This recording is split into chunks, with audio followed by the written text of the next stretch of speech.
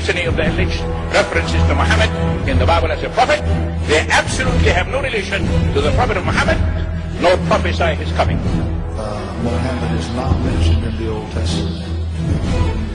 Mohammed is not mentioned anywhere from Genesis to Revelation. Mohammed is God's true messenger. That's a joke.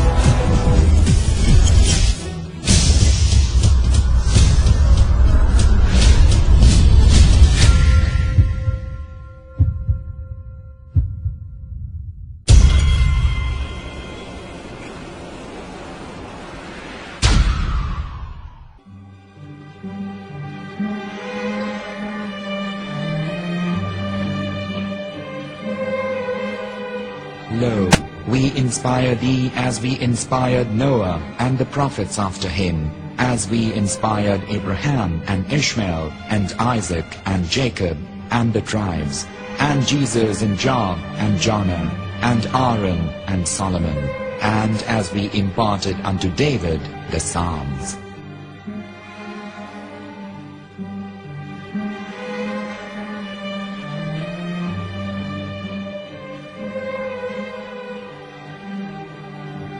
The verse we've just heard is from chapter 4 of the Quran. In the verse, God is affirming to humanity that Muhammad is indeed the recipient of a divine guidance, just as Noah, Abraham, and the rest of the prophets. However, some Christians and Jews today don't believe that Muhammad was a prophet and the covenant that God made with Abraham. And since the Quran is not their book of authority, in this video I'm going to show you that the book you're holding in your hands contains the name off the seal of prophethood, the Prophet Muhammad.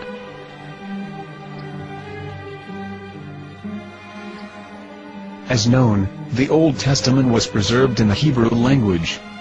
In the 5th chapter of the Shir HaShirim, which is one of the 5 Megillat or sacred scrolls that are part of the Hebrew Bible, or for short the Song of Solomon, as Christians know it today. That chapter is discussing someone. Jews will say it is discussing Solomon, while Christians will say it is discussing Jesus.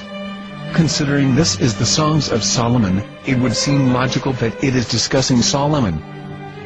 The verses, describing this mystery man, have the narrator's speech conjugated in the feminine, meaning it is a woman who is describing this man. So it is possible that it is one of Solomon's wives discussing her husband Solomon. However, Christians assert that Jesus is being discussed, and that the chapter is describing a man who was not yet alive at that point. A prophecy.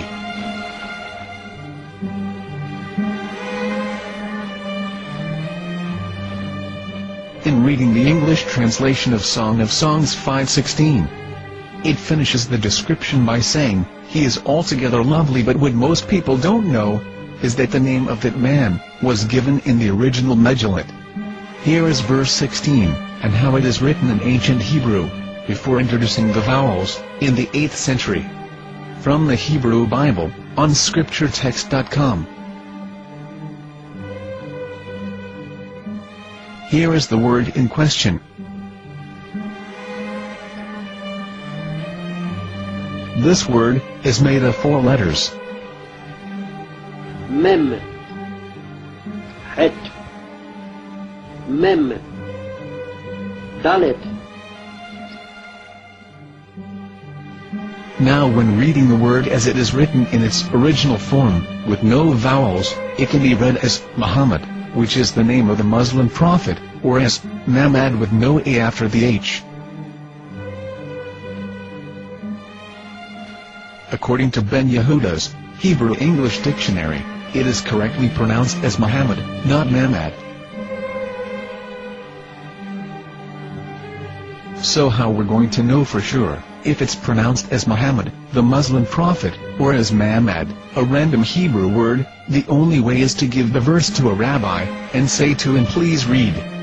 Here is the Song of Songs 5:16, and how it is read by a rabbi from a Hebrew Jewish site. Please notice, the im in Hebrew is a plural of respect. חיכו ממתקים וכולו מעמדים, זה דודי וזרעי בנות ירושלים. חיכו ממתקים וכולו מחמד, מחמד, מחמד, מחמד, מחמד, מחמד דין. זה דודי וזה רעי בנות ירושלים.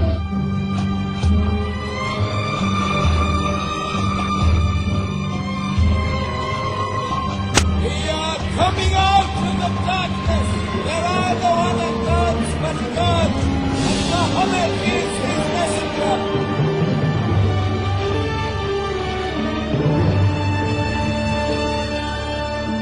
Let the world hear. חיכו ממתקים וכולו מחמד דין. זה דודי וזה רעי בנות ירושלים. חיכו ממתקים וכולו מחמד, מחמד, מחמד, מחמד, מחמד, מחמד דין. זה דודי וזה רעי בנות ירושלים.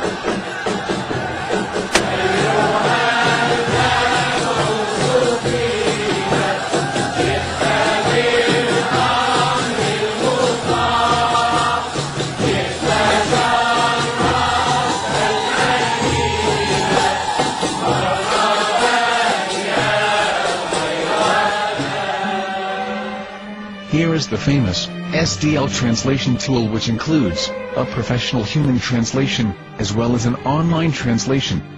We're going to copy our Hebrew word of the Song of Songs, directly from the Jewish site. It's the same site, where you can hear the rabbi reading the verse in Hebrew. All links are in the description, so, we're going to copy the word and paste it, and ask, please translate. Are they going to translate the meaning of the name of that person? As the Bible translators did. Which is the praised and the lovely one, or are they going to keep the name as it is? Well, see it yourself. Here is the World Lingo Translator. The result is the same. It's Muhammad. We have no right. We have no right to translate names of people. Anybody. Your name should be retained. Mr. Black is Mr. Black, though he's white. You have no right to translate names of people. But they have been doing that. Muhammad Ibn, they translated as altogether left. But the word Muhammad in the Hebrew language, the word Muhammad in the Hebrew language.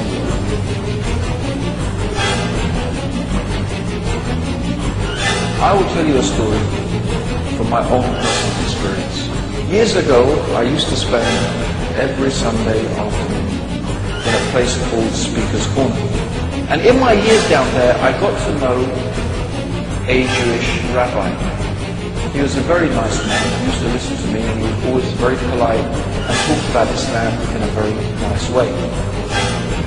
And one day during one of our conversations after some years, I thought that it was about time I should invite him to Islam.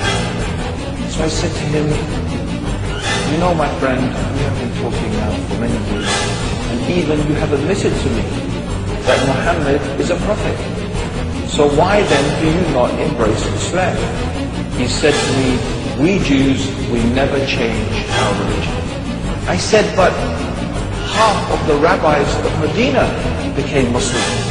He said, that is true, but still, we Jews never change our religion. I thought, what can I say to him? He looked at me and said, listen to me, my friend. God sent to us a prophet Moses, and we didn't even listen to him. Do you think we're going to listen to another prophet after him? From another tribe?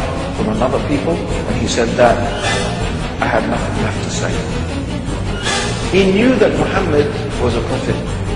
In fact, another rabbi also came up to me and he said to me, we know Muhammad is a prophet, and he quoted to me a passage from the Bible